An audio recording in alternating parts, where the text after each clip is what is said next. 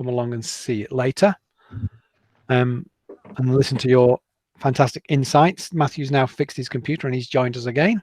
So there he is. So a huge thank you to all our contributors this morning. And we've got a great range of people from primary right the way through to recently graduated. So it's a good range of people to offer their thoughts and ideas. And they were told there would be 2 questions, and that will be what we'll do. We'll have the first half will be a question which is, what has been your experience of learning during lockdown? What have the schools given you? What have the universities given you, etc., etc. And that will be for the first half hour or so. And then the second half hour, we'll move to the second question, which is, what are your hopes for September? Okay. So just so that we know, because I'm aware that people were invited to come along and I might not necessarily have the people on the list. So if I've missed you off the list and you've arrived just recently, just make sure that I've got you included. So I've got Rebecca and Alex and Rian and Matthew and Richard and Ed and Katie and Amy are our kind of invited students. Are there any that I've missed off that kind of came in through emails or was invited by someone else that is here to talk about their lockdown experience? So to the rest of you, I'm assuming you've come in as teachers and you are still, of course, very, very welcome. And you're going to have to bite your lip and listen this time because that's what you're here to do today. So you're really welcome. Of course you are. So if Rebecca doesn't mind, she arrived early and you're on the top of my list. I'm going to invite Rebecca to contribute first to that first question, which was, what has been your experience of learning during your last 4 months of your degree? Yeah, well, it's obviously been a big mix of emotions. On one hand, I should mention I'm third year, just finished third year at university, so that's where I'm at with my education. On one hand, you could tell the university had been a lot more generous towards marking, which took the pressure off greatly. And we also had a system put in place whereby they would calculate our degree grade based on just first semester and didn't include our second semester results, which in a way then meant that a lot of us didn't actually put any effort into studying in second semester. So I don't know how great an idea that was. I don't know. But I think the main difficulty studying was lack of books.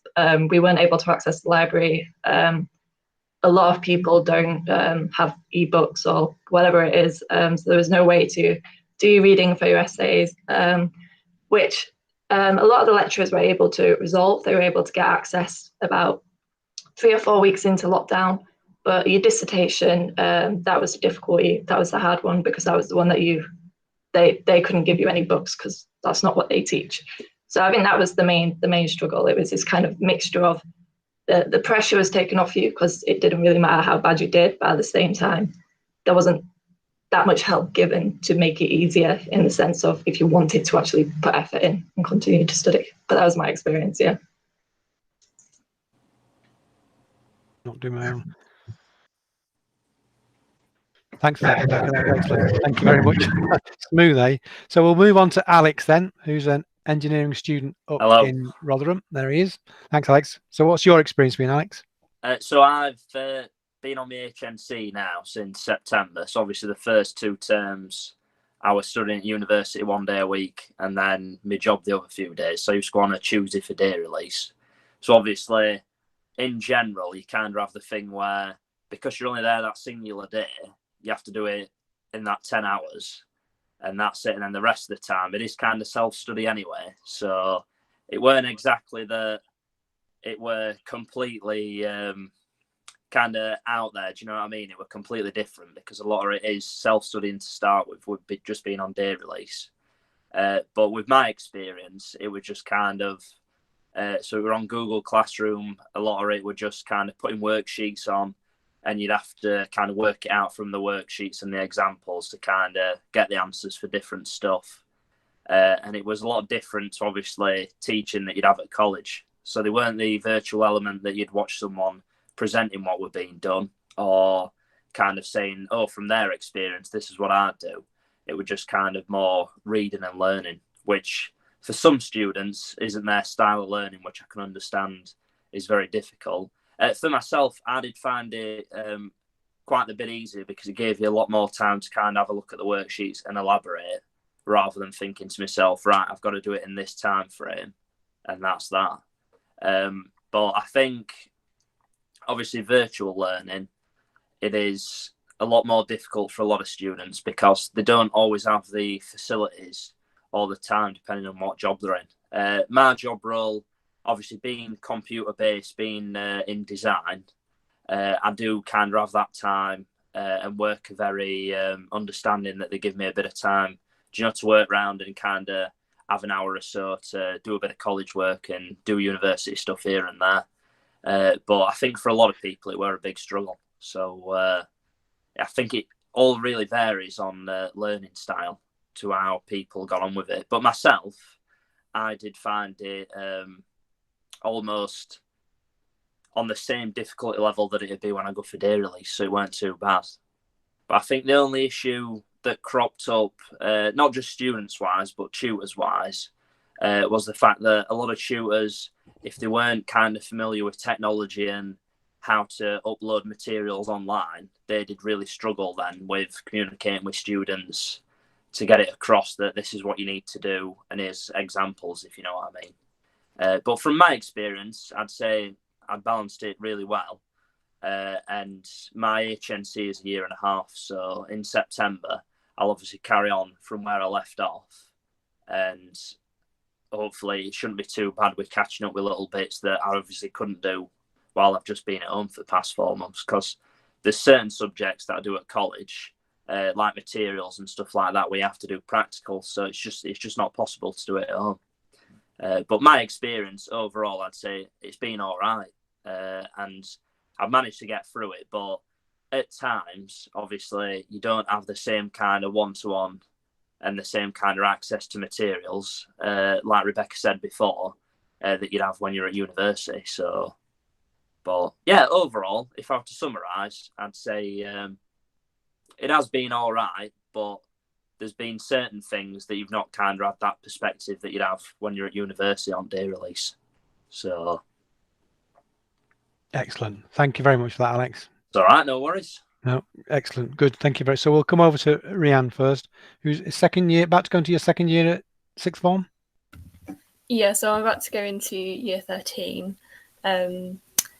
Which subjects are you studying? I'm studying biology, psychology, French, and I did core maths this year, but obviously my exam was cancelled. So yeah, we'll just get a calculated grade for that. But my experience has really differed, like, between subjects, I think. Overall, education-wise, I think it hasn't really been very different to what it was like in school. I think the main factor that a lot of my peers and myself have missed is the social kind of community side to school. Just being able to go into the common room and discuss homeworks and things like that. Having a lack of that has been quite difficult. But education-wise, my teachers have been doing Google Meets, and for biology, they've been recording lessons using Edpuzzle. So that's quite good because they pop up like multiple choice questions at different points during the video. So they're always testing our knowledge. The structure has been we've just stuck to our normal timetable, which I've really enjoyed. I know compared to a few other schools that haven't done that, the students have found it quite difficult to maintain a routine. And I think that is really important in motivation and, actually getting stuff done, is having a routine where you have a time to work, and then that contrasts to the time where you relax, because when you're in the same place all day, every day, it's quite difficult to, have that balance between working and relaxing if they're taking place in the same place. I know that when we were actually physically in school pre-lockdown, my days were quite long. So I'd be out of the house at 7:30. I wouldn't get back until about 7. Because of the distance away from school. But now I found that I have so much more time, which has been quite nice because I've been able to structure that a bit more effectively. I know when I want to do certain things, etc. But yeah, overall, for me, it's been okay. I'm quite, I don't struggle with motivation that much. However, I know that watching videos and kind of passive tasks like that, a lot of people have struggled with like zoning out, not fully paying attention. I know it's quite difficult when you have lots of distractions in your house. Your phone's right there and there's no teacher to, tell you to turn it off and keep it in your bag or whatever. So I think that element of it has been quite difficult. But education-wise, I still feel like I have learned just as much as I would have done at school. I think obviously talking to a teacher on a Google Meet is different to talking to them in person, but they've been really good, and we still managed to keep the community aspect through social media and messaging and things like that. So I'm looking forward to going back to the community aspect. But education-wise, I don't think I've missed out on a lot. Excellent. Yeah. Jane, my colleague Jamie just mentioned about zoning out with passive tasks. I think Edpuzzle makes a big difference to that, doesn't it? It's a great way to work your way through a video, I think. I'm a great fan of Edpuzzle. It's a great tool, and particularly as a music teacher. So I use it. Were it around when I was still teaching, I would have used it a huge amount. Thank you very much for that, Rian. That's excellent. Thank you. So I'm going to come to my two boys now. I call them boys. Neither of them are boys anymore. So we're going to go to Matthew first, who is a recent graduate from the Royal Welsh College of Music and Drama. And same question to you, Matthew. So what's been your experience of online learning? So when college shut at the end of March, at the end of that term going into April, we didn't, the last like 3 weeks of term, we didn't have anything online from college, which, was a bit of a shame because we were missing out on things that were going to be quite exciting. There were a couple of we were doing a couple of live stream concerts that didn't happen with some pretty big names, stuff like that. And it was a shame to miss out on all the physical stuff that we couldn't actually do.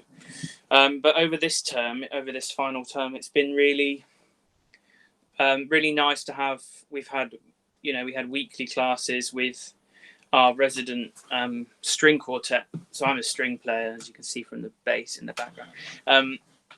Our resident string quartet, who usually come in and coach us, they came in via Zoom, and we just spoke about the profession, which sometimes was great and sometimes felt a bit like they were rubbing it in, because obviously we're all graduating into an empty profession at the moment. So it was a bit, it was good on some levels and not so good on others. We've also had music lessons, like one-on-one music lessons over Zoom. I've had my fair share of lessons over Zoom over the past 4 months. And also I had to complete my dissertation, so that was all done via Zoom, and that was interesting. It was very strange having to do it at home, but I had weekly dissertation meetings on Zoom with my dissertation supervisor, which was nice. It was nice to still have the contact. We had to, for our final exam of the year, we had to submit a recorded video recital, which was a bit strange, because obviously we would all have probably used our accompanist who works for the college, and as we couldn't work with her in real life, it was a bit weird having to. So she would send us the piano part along with a click first, and we'd play along to that and decide, how we wanted to play it, because when you're a soloist, you always take time here and there and everywhere. So we had Zooms where we would talk about it, and then she would re-record and send us more. So it was a good way of doing it, and it kind of did feel like you were playing with someone, but it was also still very, very strange in that sense. And yeah, we had to submit that along with program notes, and that was how we finished how I finished my degree, which was a bit weird. The way that they gave us our degrees as well was a bit different to what other places have done. In the sense that we had a no detriment policy rather than them just judging it based on what had happened before lockdown. So we had all our marks from, I think it was before the 16th of March. Anything you'd submitted or any performances you'd given before then, they were counted normally. And then after that, there was a zero detriment, which means that those marks can only help you to boost your grade up. That you can't, if they take your average down, then they won't count them. And I think those 2 marks actually took me up a fair bit because I did quite well in both of them. But yeah, but overall it's been busy, and I've had there've been weeks. There was a week where we had I can't remember what they usually call them, like professional development meetings when they're at college, but they had a whole week of them, and it was a lot of Zoom meetings. I think there were about 4 hours a day with industry professionals on different things. Yeah, it was long but very interesting. But I think overall I've had a pretty good experience compared to some other people. Because we've had contact hours, even though we couldn't do any of the performing together that we usually do. There's usually 2 orchestral projects a term, as well as there's opera, orchestra, and there's little ensembles, and I play with a few small ensembles outside of college as well. So it's been a shame to miss that, and I do miss it a lot. But it looks like we're going to be able to do it soon. Who knows? Let's hope, David, Matthew. That'd be great. Thank you very much for that, Matthew. Thank you. I'm working down my list then, so I'm coming to Rich now, who's a second-year student at Plymouth University studying geology. Yeah. So how's it been for you, Richard? I feel like I've had sort of a middle ground to say with all the lockdown and the online learning, because obviously we have missed a load of lectures and practicals, which are very important for our course, which obviously we can't do because we don't have the labs, any of the microscopes or anything. So I feel like I've had a mixed bag, because one head of one of the modules I was doing, he kept up to date with us, did Zoom meetings with us to make sure we knew what was going on, and anything he knew, he would email us say like, oh, this is changed and this is changed. And so on that half, I'd say I had a good experience with online learning. But I feel like for the other module that I was taking, I didn't receive anything extra. I don't believe I received any catch-up emails. We definitely didn't have any Zoom meetings with him about it. So for revision-wise, for our coursework in replacement of exams, all of us had to look back on our old notes and the lectures that were recorded beforehand.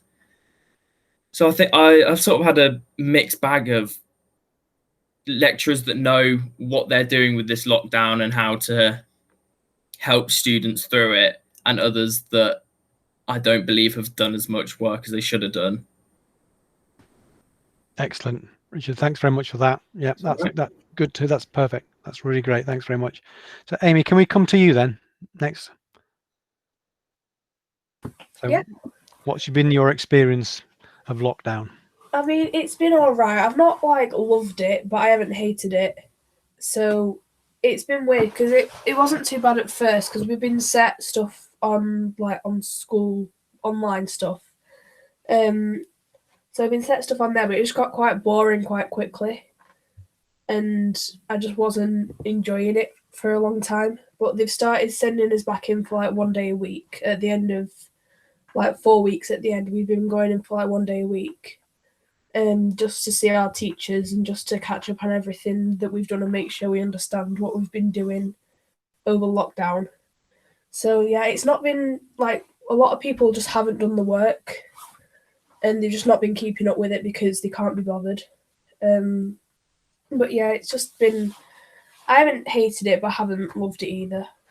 Yeah. Yeah, and you say some people have struggled with engagement. You've been all right with your engagement? Yeah, I've lost a bit of motivation sometimes, but I've got everything done like on time as well as I can. Excellent. Lovely. Thanks for that. That's really helpful. And then we're going to go to your sister, who's just rejoined us. What's it been like for you, Katie? 1 second. I'll push the button for her. There you go. You're live now, Katie. Well, it's been quite good because I've been able to do stuff in my own time, but also I miss like the routine of going.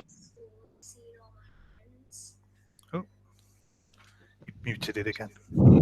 And I just miss that routine and also the practical activities of it. Have you managed to keep in touch with all your classmates and things? Well, we've been doing we've done a few Zoom calls, but not like learning. We've just done some quizzes to keep our motivation right. Excellent. So you've got a chance just to have a bit of social as well. And have you had some days in school, Katie? Not yet. Okay, so that'll be September now. Yeah, Katie wasn't able to go into school. She didn't need to go into school because I was working from home, so we tried to keep her away. She's spent a lot of time working, but really missing that social interaction, aren't you? Yeah. Excellent, lovely. Thanks very much, Katie. And then finally we come into Ed. You sit there patiently. There you go. Is that unmuted? There you go. We can hear you now. Yeah. Oh, cool. Okay. I mean, my experience of lockdown hasn't been too bad actually, because I was quite lucky in the sense that I actually finished most of my final year work just as the lockdown came into place. So I think the last day I went in, because I commute in from where I live, the last day I went in, I obviously knew that lockdown was coming. So I literally got the last bit of work done so I prioritized the last piece of work, which was aerodynamics work, which required certain software that I couldn't get from home. And I got that done. And after that, I left and, obviously went straight back into lockdown. I mean, work-wise, I finished most stuff 3 weeks before we went into lockdown. The last piece of work I had to do was my final year project. Because that was mainly design-based, I could do that from home because I have the software at home. So, I mean, I didn't, most of the stuff at our uni and most of the stuff that I do is computer-based anyway. So I didn't find that too much of a problem. I mean, building on what was said before, one of the problems I found from working at home really was that I really had to structure my time properly. So I had to really say, look, you've got an hour, do an hour's work, then have half an hour's break, then do another hour, which did mean I had to set timers because obviously you do have distractions around the house and things. My mum and things have to go out work, my dad's always working, so I did have to do things like look after the animals and things as well. So it's finding stuff like that really. I mean, my main problem with the lockdown has been stress, because I generally get very stressed about things. And it's obviously been the fact that because things have changed so quickly and things have been so different, that it hasn't helped my health very much at all. I mean, luckily, once I got all my work done, it was a bit more free to do things. It wasn't too bad, really.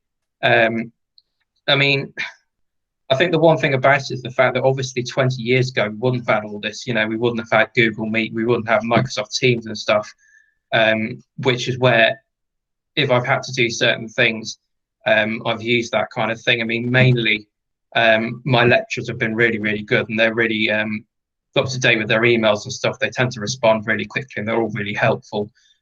So if I need any help or any support with anything, they generally replied really quickly. I mean, the most recent thing I've done is I did a competition which was basically we did the introduction over Microsoft Teams. So they basically told us everything we needed to know in that meeting, which took about an hour and a half or something. And then we had 3 days to it, and they just said go on. We came back again. And again, that was very self-taught, but it was very easy to do, having used Microsoft Teams, obviously.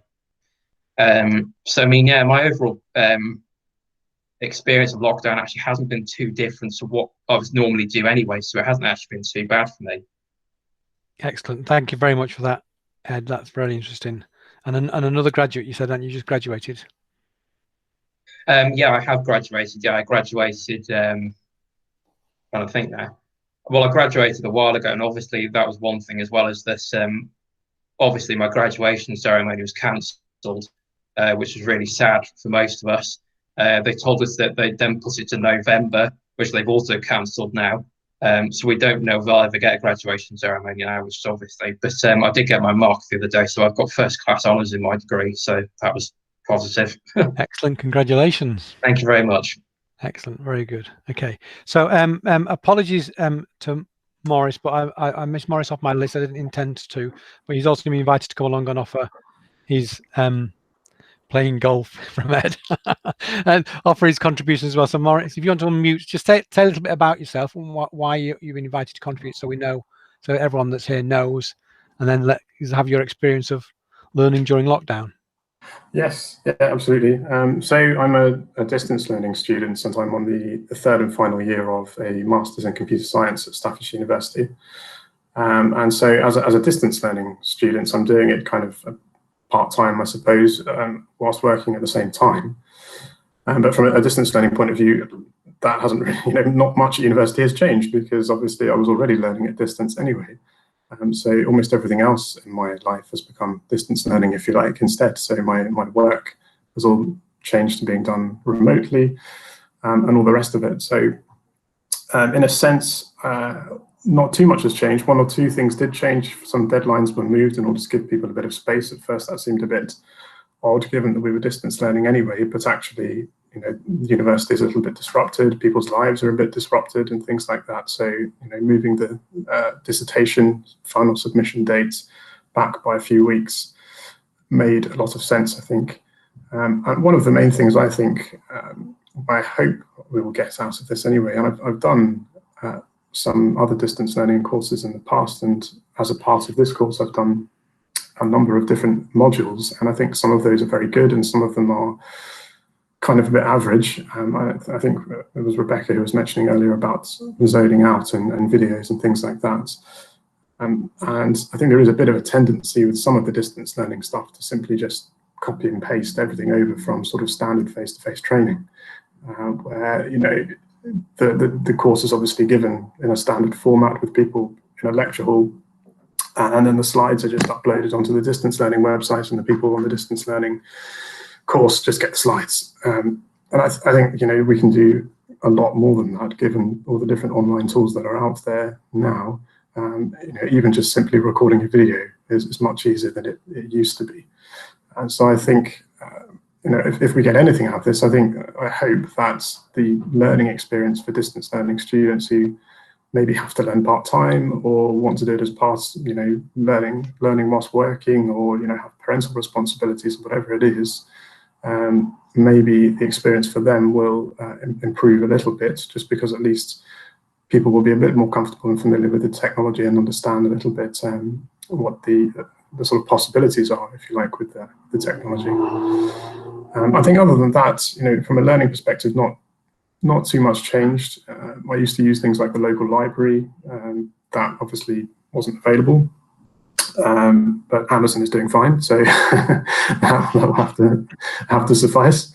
And And then I think it was Rianne was saying earlier about the sort of work-life balance. That is definitely definitely a bit of a challenge if you're working from home all day and also studying from home all day. Psychologically, there is no kind of barrier between work and home life, and it's very hard. I've got 2 small children. It's very hard to explain to them that I'm going upstairs to another room to work. They just don't understand why they can't come in, and why I can't be with them or something like that. Whereas if I go off and I get on a train and I go somewhere to work, it's it's just a completely different thing. They understand separate thing there, separate thing at home. Yeah, it's a little bit more challenging from that perspective. So yeah, no, I think I have a lot of hope that we've made quite a bit of progress. So I was reading somewhere that's we've probably made about 10 years worth of progress in terms of dealing with online stuff in the space of about 3 or 4 months. So I've quite a bit of hope that future distance learning sort of experiences will be greatly improved by this. Excellent. Thank you very much for that, Maurice. Yeah, and a brilliant kind of lead into the second question, which is, what are people's hopes for what's going to happen next? I'm aware there's a few of you who are graduates. So the question to you is, what support are you hoping you might get from the university, or have you already got? And have you had enough support to get you to your next stages, or are you hoping for more? If you're not yet at that stage, what do you want to see happen differently? Because it might be that you're aware of some of your friends or colleagues have got some brilliant things going on with other universities or colleges or schools, where they're doing all sorts of clever things with all sorts of online tools that you're not seeing at your institution. Is it about just the delivery method, about more contact? It can be about anything at all, but the question in essence is, what are you hoping you might get from your education institutions for the new year or for your future going forwards? So we're going to start at the youngest first this time, if that's okay. So we're going to start with Katie.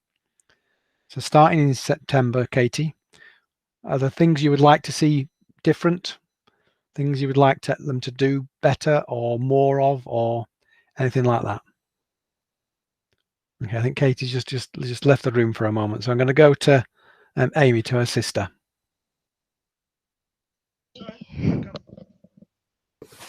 I'm just kind of hoping school goes back to normal, to be honest, because I've missed just like the normality of being in school. I just want normal lessons to happen again, because we've got GCSEs next year. So I'm just kind of hoping it's going to be like all the other years, like the same opportunities all the other years I've had for us. So yeah, that's all I'm hoping for, really. Yeah, no, that makes perfect sense. Thanks for that, Amy. So back to Katie now, who's joined us again. I'm kind of hoping just for it to be the same as before, but maybe like a few different topics so we don't get bored of the same things. Okay, so but a bigger variety of things. Have you been doing the same thing for a long time while you've been in lockdown? Well, not really, but I've been getting lots of big topics. Okay, so the more manageable chunks, is that what you're after? So it's easier to manage the tasks you do rather than large amounts of work all in one big lump. Yeah. Okay, excellent, good, lovely. Thank you for that. Okay, so that's Ed and Katie. We'll go back up my list. We're going to go to Ed. So are you sorted? Okay, sorry, I have to keep turning that off. You got your golf. Yeah, we know that now, but yeah. what about a job? Yeah, so obviously I'm now looking for work, which is proving very difficult, obviously, because with the current climate and the thing that a lot of people are losing their jobs at the minute, it's now become twice as competitive, really, to try and find work, especially in engineering, because a lot of firms and things are very reluctant to hire people until we get into a more stable ground, really. So I've been told, I've been getting emails from the university saying that they are still open for support and things like checking CVs, helping with cover letters, finding particular jobs. At the moment, I've actually not really used those because I'm using things like LinkedIn, GradCracker and things. I'm using other sources to try and find work. I'm using my family and things just to double check things before I, submit. I've got a couple of friends who are really good at checking CVs. Obviously for me, it's a bit demoralizing when I've got so many skills and, I've got so many, different things on my CV. And I've applied for about 100 jobs and I haven't got any of them so far, which kind of says how difficult it is really to find work. I know the university is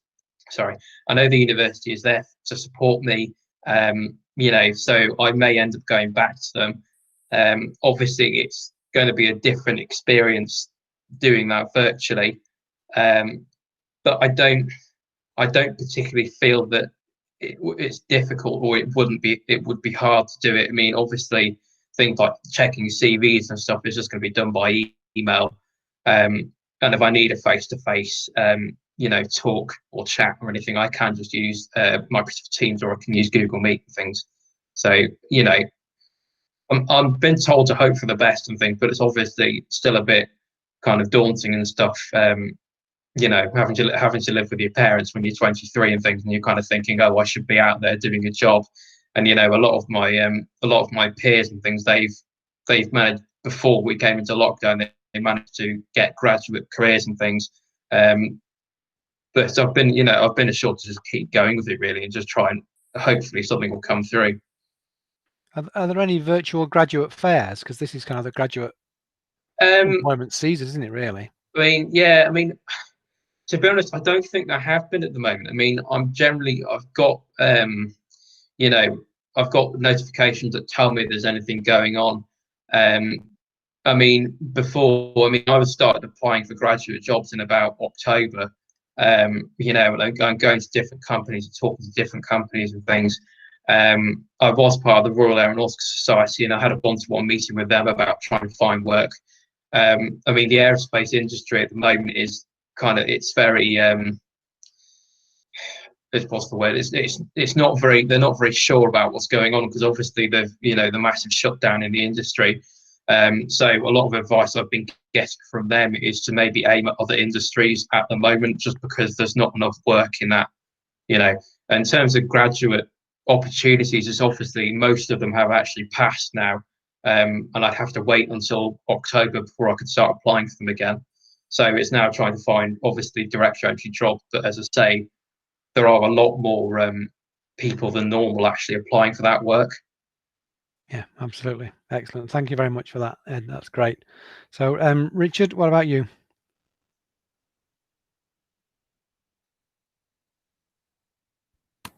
Sorry, I clicked the wrong button. I'm mainly looking forward to the pubs and the student union to be open in September, because we're in Leicester and we have a second lockdown. I haven't been to a pub in a couple months. But with the university-wise and education-wise, I'm mainly hoping that we find some way to do practicals again, because it's such a big part of my course. I think that maybe it would be a good idea to try and get have more practical time slots throughout the week, but have less people per practical, because normally we would have, say, 20, 30 people in a practical, and I would be happy to if they say brought that down to 10 people, and then force you to clean up, like sanitize your work area before and after you start and stuff like that. But I just think missing out on the practicals on such a practical degree, it's quite a difficult thing to be missing, and you can't really replace it. No, exactly right. And have you had an indication that that's what's going to happen at all? No, the only indication of anything that's happening when I move back in September is due to our field work for our dissertation being cancelled, is I was meant to be spending a month in the Isle of Arran throughout the month of June, doing research for my dissertation. They've asked us to be there for Freshers Week, as they want to talk with us about alternatives for dissertations. So we've received a list of 15 alternative titles to what we were going to have originally, and so we have, by the end of this month, we have to pick 2 titles that we would want to work from.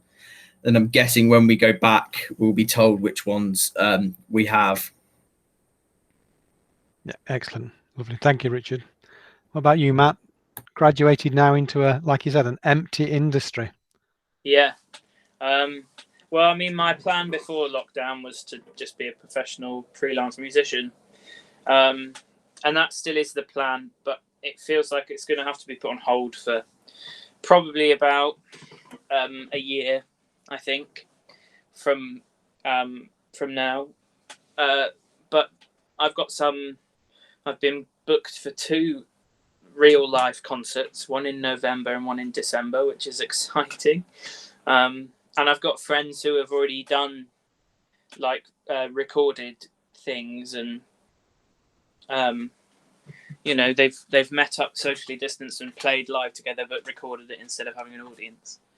So I'm hoping that will start to happen with me and my friends who I play with, because that is the thing I've missed the most, making music. But I plan to move back to Cardiff and try and find an interim job, something to tide me over. There seem to be a fair amount of jobs in Cardiff, even though there are a lot fewer than there would be normally. There seem to be a fair few still, so I'm ever hopeful. What support have you had from the college in terms of planning a career path? Well, we've had careers meetings, which is a one-on-one meeting where they help us with our CV and discuss what we're going to do next, and put us in contact with the right people. And they've been extremely helpful. Because, I mean, as a musician, you don't really use CVs that much. So it's been really helpful to be taught how to write a nice looking, proper musical CV. And I think there's plans for when colleges open properly, which isn't going to be till after Christmas. I know that because they've cancelled all of the live performances up until January, following on from all the professional orchestras who are doing the same in Cardiff anyway. But they've said that they will invite alumni back to do some projects, because we've missed out on some, playing opportunities. Yeah, which is good, and I think they're still going to allow us use of the facilities as well, because usually when you leave, your card gets deactivated, but they've told us that our cards remain active until summer 2021. So that means we can still book practice rooms and go and practice there if we want. Excellent, good. So you got quite a good bit of support, in fact, actually, which is good to hear. Yeah, more than I expected. Excellent. Well, that's nice to be surprised. Rhian, what about you?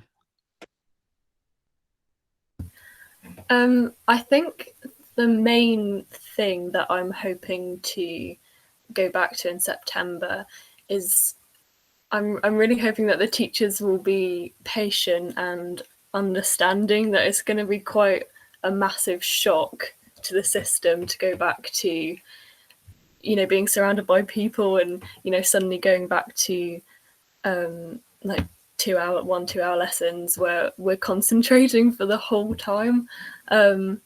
I think it's going to be quite exhausting for especially the first couple of weeks, and I'm sure the teachers will be pretty tired as well.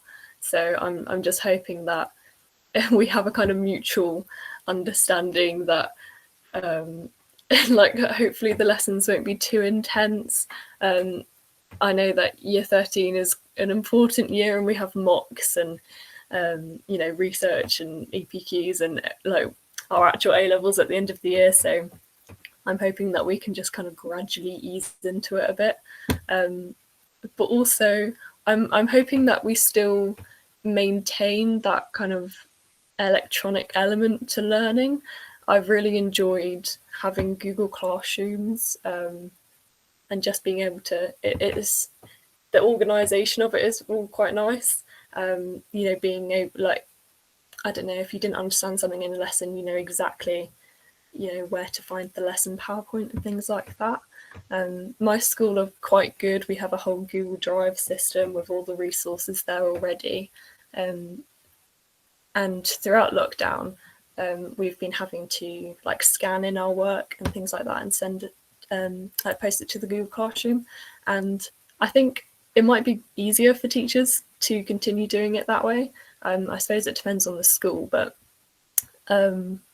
yeah, I'm hoping to see a continuation of using Google Classrooms much more. Excellent, lovely, thank you, Rhian. So, Alex, you've been really patient. You started first, you're at the back of the queue now. Yeah, I know it's We're all getting right. there. I've put my mic back on. I think there's been a lot of valid points made actually that I'd kind of missed because I was talking about it, as a general perspective in first part. We obviously the mixture our tutors manage on Google Classroom, and I have had quite the mixed bag. So it's a mixed bag of emotions, obviously going back in September, because one of my tutors, Laura, that you spoke to, she was very kind of understanding with people, and she'd set targets each week to then give people a bit of a push, to say, right, you need to do this week to then get your mark. Which I think is very important because a lot of people, obviously, with online virtual learning, kind of have the attitude, oh, well, I can do it whenever and there's not a deadline to it. Obviously, I know it throws people off with stuff being set on different days, but I think it does help to give people kind of a push, a couple of tasks a week or whatever, step by step. And then you do feel like you know where you're at. Because with other tutors that I've had from college, like my mechanical tutor, he's been very good with providing sources and stuff like that. But as time's gone on, he's not necessarily been keeping up, with stuff like kind of marking work, giving out rework. And that then becomes the issue because you think to yourself, well, when I get back in September, what stage am I going to be at? Am I going to have a backlog of work that was supposed to be done in, say, June, July time? Or can I start afresh with a new subject? So it is quite difficult from that perspective.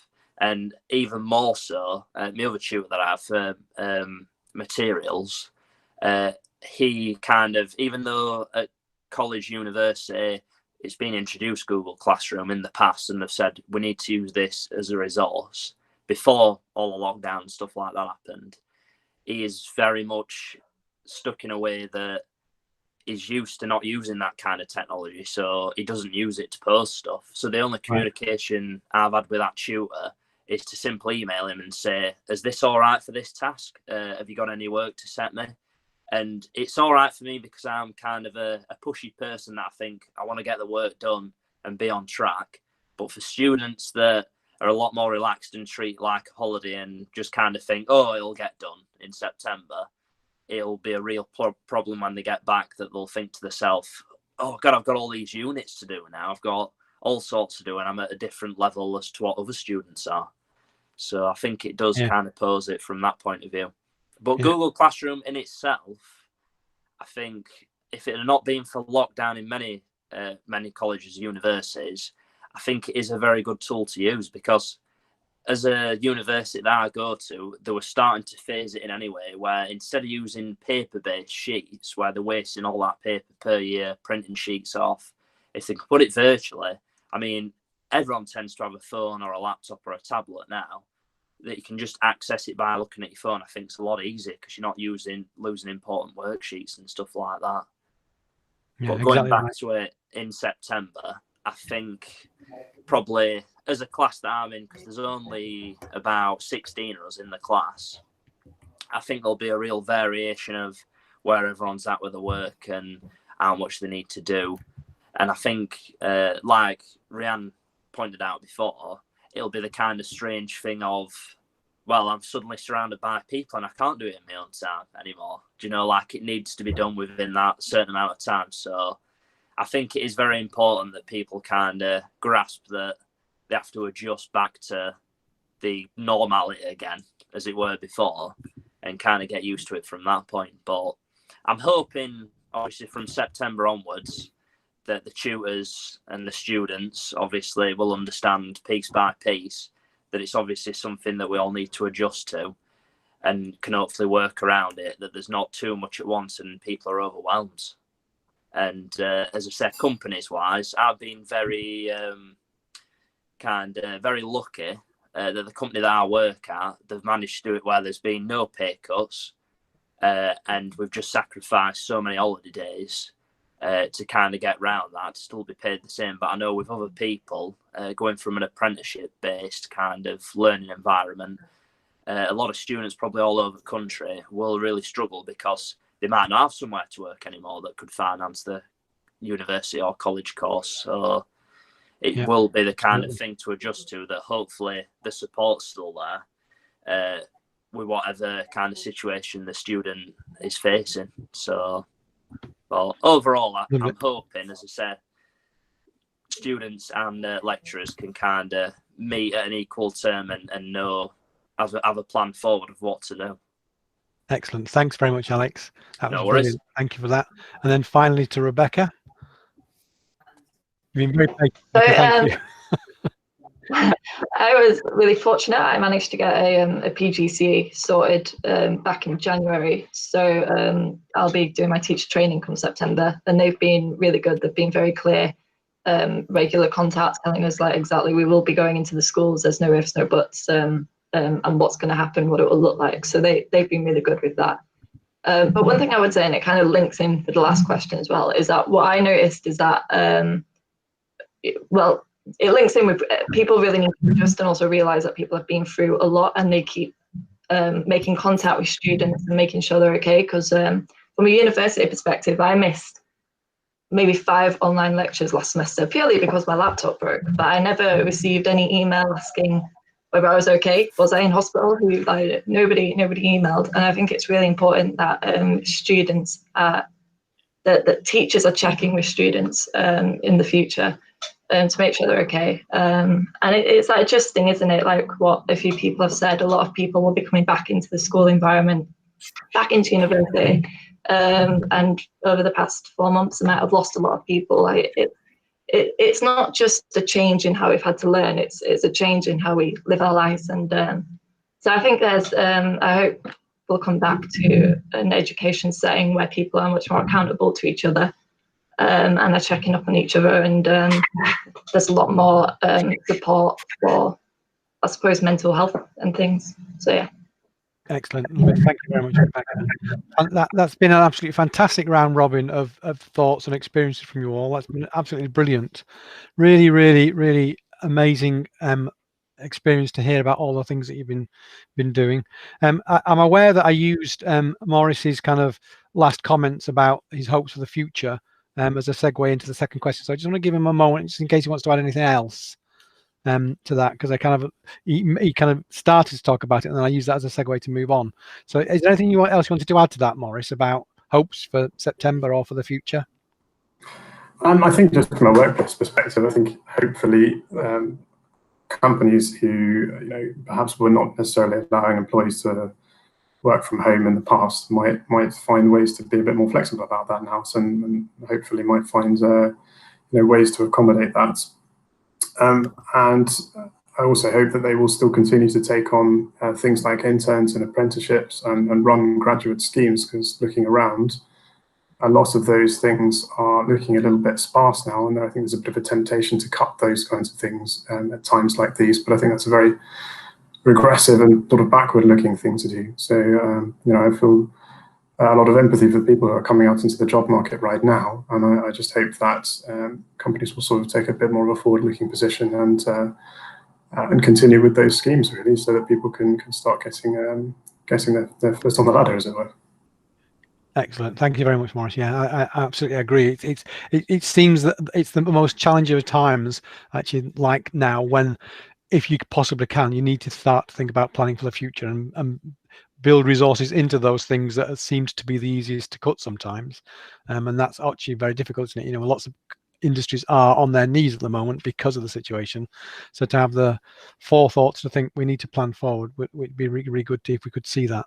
We literally got 2 minutes, but before I open it up in case anyone's got any questions, and we will take a couple of questions if we have time, I want to just quote Katie, who's our youngest contributor, and her advice, which is brilliant. My advice is for teachers would be don't work too hard and get used to the new normal.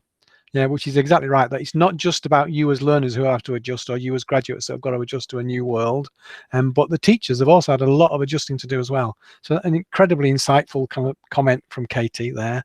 So with literally just a couple of minutes to go, if anyone wants to unmute or to post a question into the chat, then we'll ask that of the group and invite a contribution from anyone who wants to contribute. Sammy? Hi, Paul. It's Sammy. Hi. I don't have a question. I just want to say thank you to everyone for contributing. I thought there's some really interesting points out there. And a lot of you were talking about passive learning and zoning out and routine and all those things that it's been put on you guys to do it. It's nobody's there banging the drum and dragging you along with them. So I just think credit to you guys for keeping going, and thank you for sharing today. Thanks, Sammy. Anything else from any other questions? We've got literally a minute left before we'll be signing off. I'll just check the chat. Actually, I've just not scrolled down 1 second.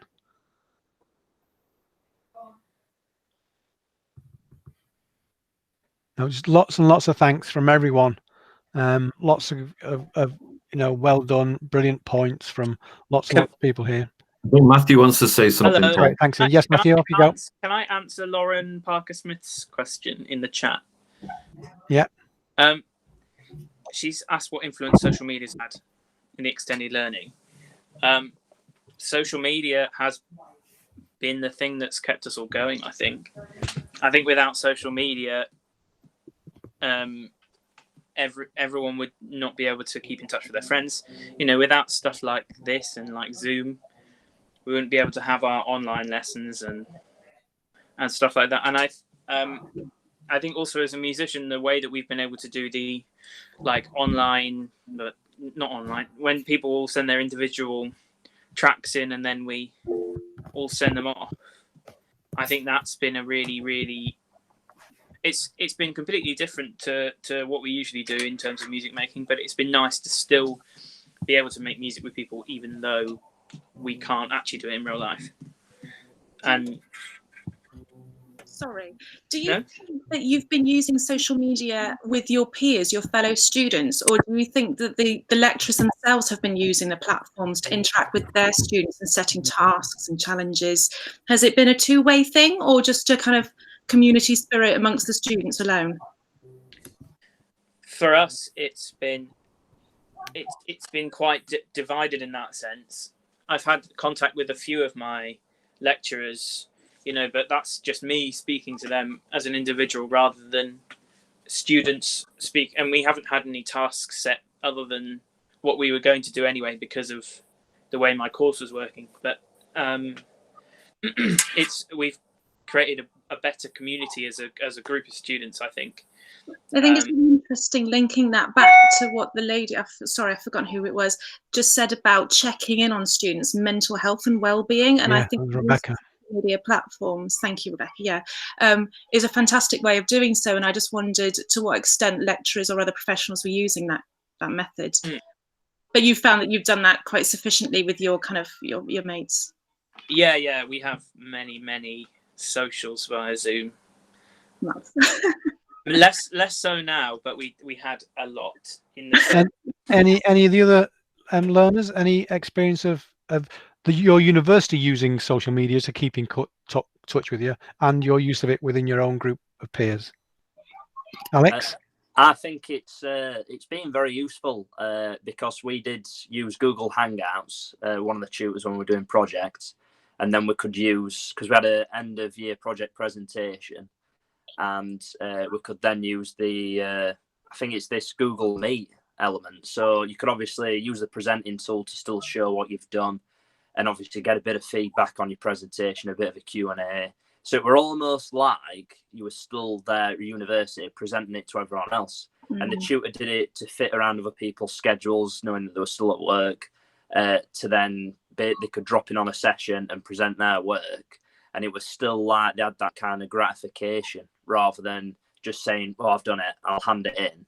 And it's missing that kind of element, with personal development as well. I think overall it's been very fortunate that obviously the current climate's obviously not the best with everything that's happened, but very fortunate that we live in a day and age where we can use social media for education and learning purposes. Because if you'd look back years ago and you wouldn't have been able to do this, it would have been a real struggle to kind of get teaching across, get learning materials across. So I think the fact that those kind of resources out there and now they've been utilised has been very beneficial for myself, and I think for a lot of other people, depending on their learning style. And I have also had group chats. Well, I'm in a group chat with some peers from my class, and that's been very helpful to be able to share ideas and what we think about certain bits of work, because I know obviously the tutors are stretched quite thin and they can't always answer individual questions from everyone. So to have kind of a second perspective, we're not being at university that day a week, has really helped to kind of push me along to think, all right, I understand it now. Now that they've explained it in a different way, it has really helped. Brilliant. Excellent, lovely. Thanks, Alex. Employability, sorry, my very last question. In terms of employability and reaching out and networking with other professionals, has that increased engagement with social media opened your eyes to kind of what's out there, who can I connect with, and what can I do to better my chances of employability and upskill in a way? Yeah, because before there were all the obviously lockdown and everything and the virtual learning from home, I didn't realise there were that kind of element in that sector to be able to reach out to other people and help with the education and stuff like that. And there were that many tools out there actually online to help me education and kind of better myself in what I was doing. Because when you have the day release to be able to go to college or university, or even people that's at school, they just think that it stops there and that's it. And you can only ask obviously your tutor.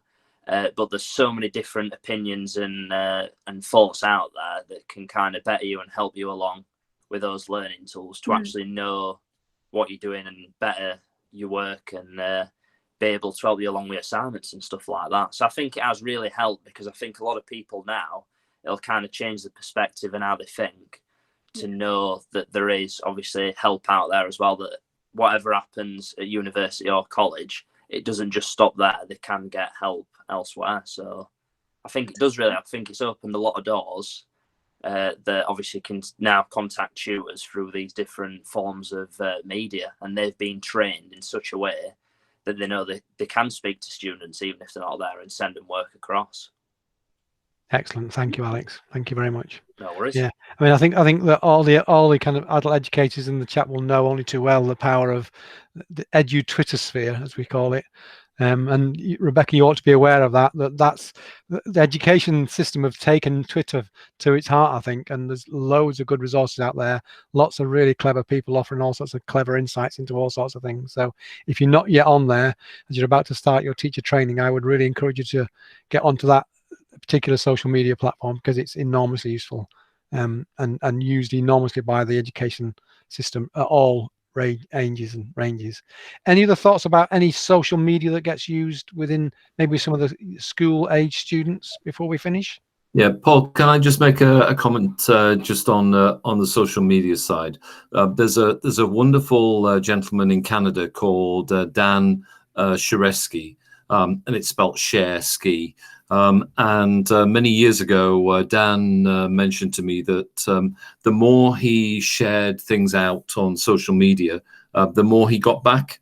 And just as a piece of advice, whether Katie, it's you very much at the start of your sort of education career and life, or whatever else, or the rest of us, then what I would encourage you to do is do what you're doing today. get involved, share your ideas and thoughts, because they're all extremely valuable. But then the more you share, the more you connect with people, then the more you get back. So that would be my advice. But brilliant today, guys. I really enjoyed listening to everything you said. Thank you. Excellent. Good. So Rianne wants to make a comment, so we're going to allow Rianne to end the session. I just wanted to quickly say that I think that being able to communicate not only with like my peers but also with the teachers has just made the experience a whole lot better. I think if we were just, sent worksheets and just expected to complete the work by ourselves, it would feel very, very isolating. But being able to talk and communicate about the work, about, the situation that we're going through, it's really improved the situation in a way. You feel a lot more like a community, and you realise that we're all going through this together. We're all in exactly the same situation, and we're all trying our hardest to come out the other side. So yes. Excellent way to finish, Rianne. Thank you very much for that. Thank you to everyone for all your contributions. That's been absolutely amazing. As I said at the beginning, that will be posted onto our virtual staff room channel on YouTube for people to watch if they want to later. Thank you and good luck for next year, whatever it holds for you. And thank you very much and goodbye. Take care, everyone. Thank you. Bye. Yeah. Thanks very much, Rianne. Thank you. Bye-bye. Thanks all. Take care. See you later. Yep. Bye.